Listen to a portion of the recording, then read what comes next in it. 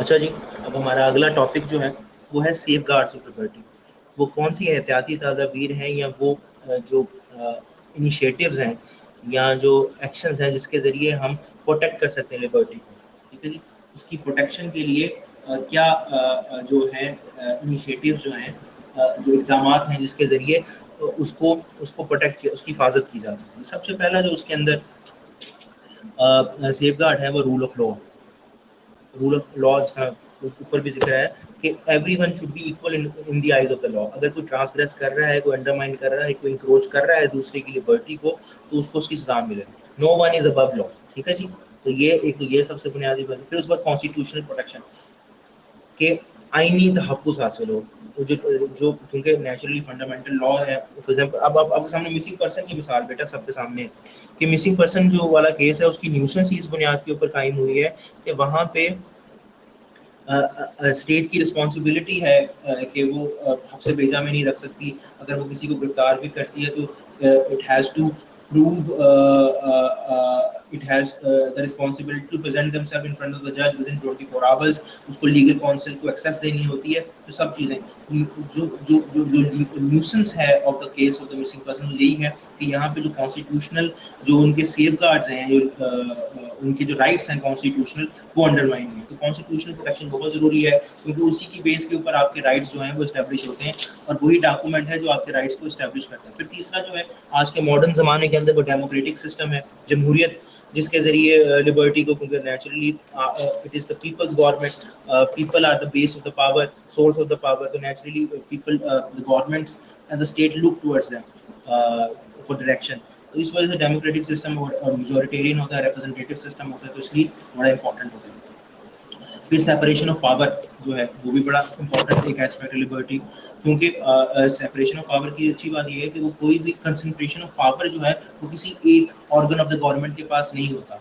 वो अपने उनकी लिमिट कर दी जाती है और वो एक दूसरे से सेपरेट होते हैं, एक दूसरे के ऊपर चेक एंड बैलेंस भी रखते हैं, जिसकी वजह से कोई भी अदारा जो है वो जो ऑर्गन है वो अपनी पावर की स्फीयर से बाहर नहीं जाता और दूसरे के जो है वो जो कह लीजिए एक्सप्लॉइट नहीं करता, अंडरमाइन नहीं करता। Montesquieu regarded separation of power between three branches of government as the most effective safeguard for the protection of public liberties. Concentration of governmental authority, जैसे मैंने आपको concentration of power कहा था, exact जो बेहतर वर्ड होगा वो concentration of governmental authority होगा, कि वो किसी ऑर्गन के पास नहीं फिर होता।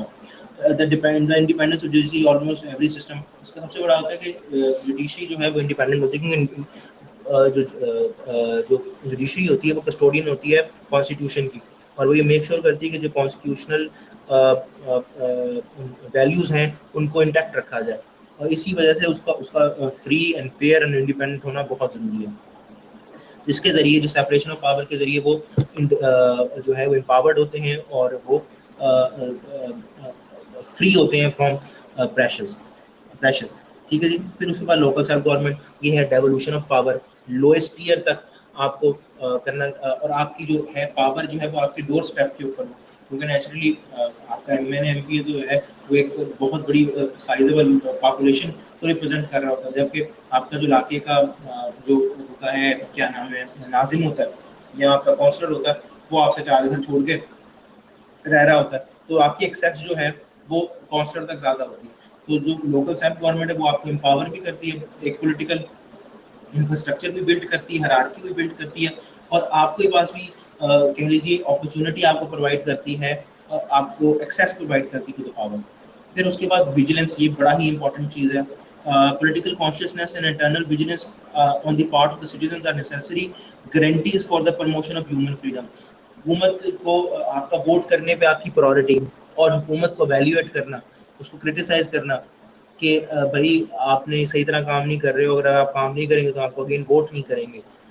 तो वो जो ये जो बात है, ये एक इसकी बुनियाद के ऊपर ये विजिलेंस, कि अवाम जो है वो विजिलेंट है, वो देख रही है कि what is happening around, and if something wrong happens तो पब्लिक ओपिनियन जो है वो उसको कंडेम करता है। तो ये भी हुकूमत के ऊपर एक तरह का प्रेशर होता है कि वो स्टेट के ऊपर कि वो जो है वो अपना the best to give their best उनको पुश किया जाता है उसके लिए। तो विजिलेंस जो है ऑफ द पीपल वो भी बड़ा इंपॉर्टेंट है।